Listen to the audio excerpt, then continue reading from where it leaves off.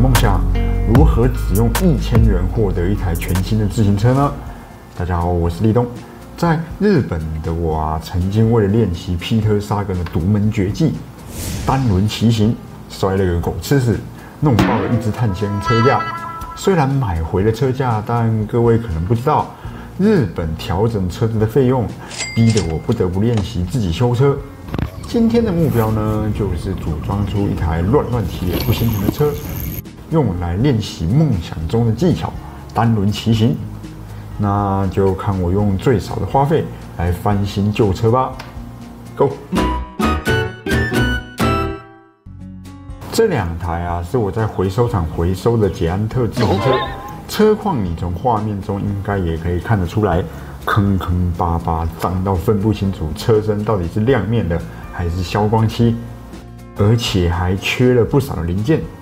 经过一番确认之后主要会以维修黄色的车为主，因为深蓝色那台车是转把变速器，我个人并不是这么喜欢。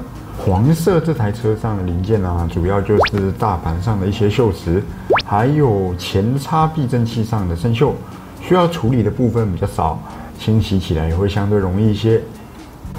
那蓝色这台车缺了一只曲柄，很多零件也都状况堪忧，所以黄色车缺少的零件部分，我就打算会从蓝色这台车上拆过来补，比如说黄色车没有坐管、铃铛之类的，反正总而言之就是东拼西凑就是了。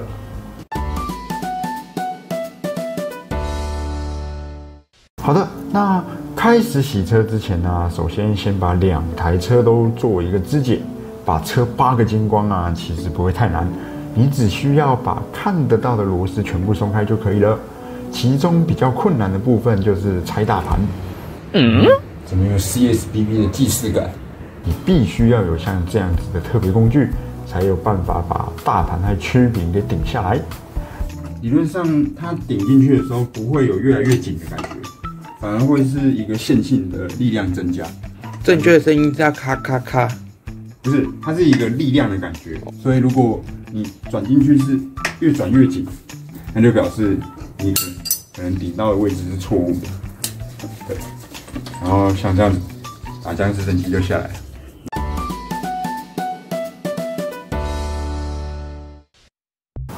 2台车都拆光之后就是进入清洗环节啦。生锈的零件也都是在这个时候除锈。零件的部分基本上是用牙刷搭配清洁液全部走过一遍就可以了。因为清洗零件很无聊又很枯燥，我就示范洗车架的部分就好啦。配上一点小量的水开始刷，看到没有？效果就会非常好。对，那就可以尽量让整台车都变成金黄的感觉。你可以看到，先用牙刷走过一遍，把比较大的脏污先刷掉之后，再拿抹布搭配清洁液再全部走过一遍，之后看起来就会像画面中这个样子。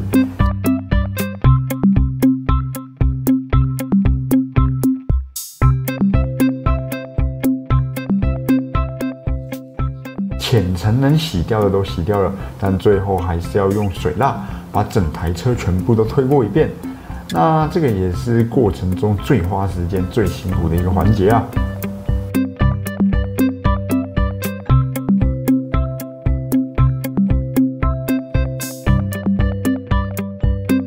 好，洗完车之后呢，就是要来更换零件，将所有的零件一字排开，非常的壮观。对我来说，只要是和安全相关的部分，我通通都会换掉。这个踏板，然后链条是新的，因为链条毕竟是整台车传动最重要的东西。对，没错。还有刹车皮，对，没错，刹车皮也是新的。还有没了，基本上新的零件呢就是这几样，因为刹车皮跟安全有关系所以我还是把它换新。全部换新之后的价格分别是链条250块。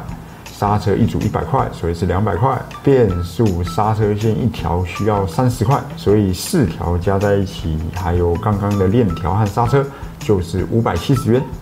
其他不用钱的部分包含开箱 Propel 附赠的踏板，还有以前小折拆下来的坐垫，别人淘汰的二手车把手，甚至内外胎也都是从回收厂另一台车上拆下来的。只要没有像画面中这样子龟裂或者损坏的话，我是认为都还能够使用，所以也不用花钱。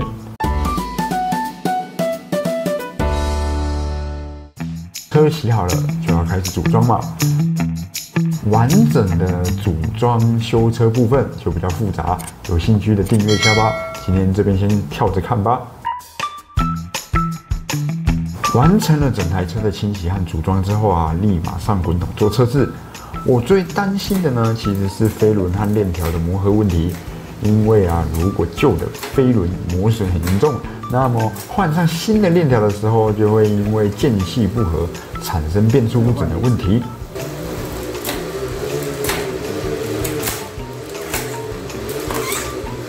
这种情况下就必须要连飞轮都换了，但目前来看是没有这个问题，爽啦！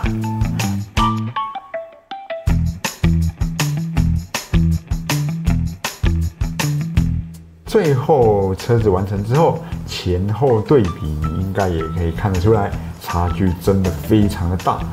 现在啊，就像画面中这样子闪亮亮的一台车，很多朋友啊都以为我买了新车。